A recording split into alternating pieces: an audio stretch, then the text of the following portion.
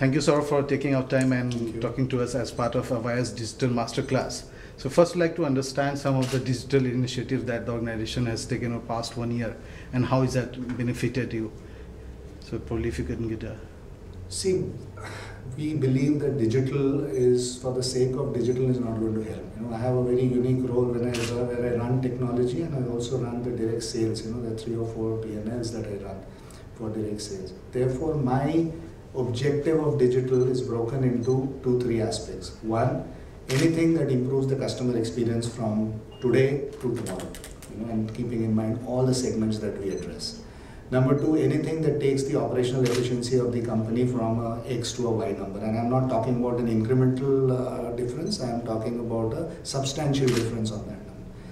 Number 3, anything that is for the future changes the business models that we are today operating under, because this is how we disrupt ourselves outside it. So all my digital initiatives are based on this. When I talk about customer experience, it is about making it simple and easy across the board. When I talk about operational efficiency, we are talking in insurance, there is the whole element of underwriting and ops. Underwriting and ops, I want to make sure that I use AI to an extent wherein our models are very clearly taking the decisions for the routine work for our underwriters, whereas they can do more complex activities. And the third one I said around business models, this is where we are changing the way insurance is construed in terms of a comprehensive product to a bite-sized, sachet-sized product. I call it the e-commerceizing or FMCGizing, whatever you could call it, right? Saching of the insurance product. So all my initiatives are based on across these 3 buckets. Okay. So when we say that we are living in a digital disruption area and we talk about these digital technologies and AI forms a very critical part of it. So how are you kind of leveraging AI as a technology to improve the customer services as such? So I'll get a very small example that we initially started off as a POC.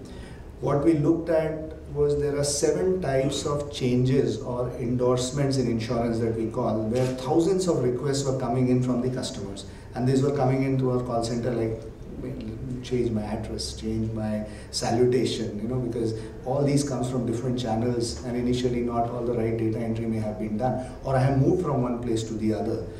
I want to make a very small change in the sum insured of my policy. When we looked at this, there were over 45 to 50 full-time equivalents, who were actually working on across this every company.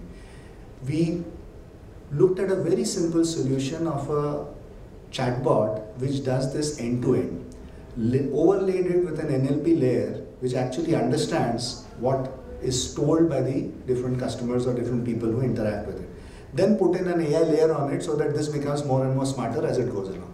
Today, I'm happy to say that this has taken thousands of such transactions onto a self-service mode, and not just millennials, but across all age groups who are very happy to do this rather than calling, getting transferred, press 1 for this. It's a very simple example of how the consumer demands the experience, and there's a solution which technology can provide, which not just helps me in the operational efficiency, but also helps me with the consumer experience. And it has today wowed the entire industry. We may not talk a lot about it, but today the number of transactions that are happening is actually making me worried as a CIO that, I better make use of that data that is coming in, trying to develop more models around it.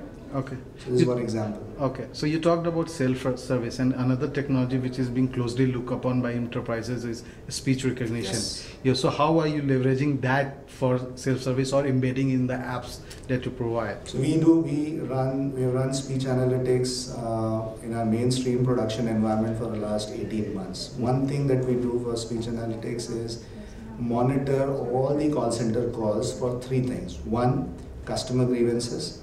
2nd, their ability to renew or not renew. And 3rd, how we can improve the agent's performance themselves in terms of, what is the kind of emotion, what's the kind of, whether they have showed the emotion when time of a claim, whether they are pushed too hard, or are they using empathy and other aspects. So this is one area where we use speech analytics. The second area where we're using speech analytics, this is already deployed, the first one is deployed. Second area where we're looking at is a renewal propensity. So essentially there is a machine learning model which actually tells as people who talk about from one language to the other across, right now it's been implemented for 3 or 4 languages, but we are looking about 13 Indian languages. As people move from Hindi to English, English to Bengali to Tamil or whatever, are they likely to drop off and not renew with us? Because of what? What's the root cause around it? So this is another, one is a service angle, this is actually a retention or a sales angle. There are a couple of other areas where we are using for fraud analytics. We are using speech as an insight to generate insights on fraud. It's not perfect, but it's evolving over a period of time. So for any enterprise, back office forms a very important Right. arm. So how are you kind of improving the effectiveness or measuring the productivity of your back office, and with the help of the digital technologies that we are talking about? What we have done is, every time there are user activity monitoring tools that we are using in terms of the productivity, to monitor the productivity. We are also looking at what tools are they using. So if a person is opening up 5 windows to do the same job, it means almost there is a waste of time. So what we are saying is, can they be given a single window to do everything based on their role or based on the activity that they are doing. Apart from this, there are various initiatives in terms of the whole robotic process automation, where we have looked at, can this be automated? And they could be, if there are 5 tasks or 7 tasks and 3 of them are mundane or repetitive, and there is no data play here, because if there was a data play, we would have done an API integration and not done RPA also. But if there is, then we automate those so that that can be done by the machine, whereas the person can move on to a more value-added task, and therefore being far more productive. Okay. So lastly, since we are at the beginning of a new year, any particular areas that you have mapped out that which will help the company reap rich dividends as you grow along in the coming years? I think, as I mentioned in the beginning, those 3: customer experience, business model innovation, as well as looking at our basics, operational efficiency and fraud, reducing fraud. Those are the 3 things.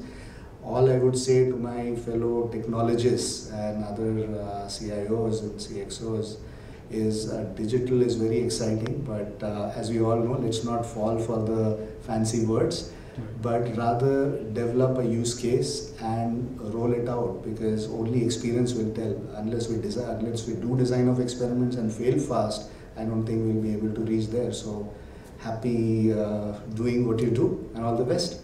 Okay. Thank you, Sourabh, for sharing your thoughts as part of Digital Masterclass. Thank you once again. Thank you. Thank you.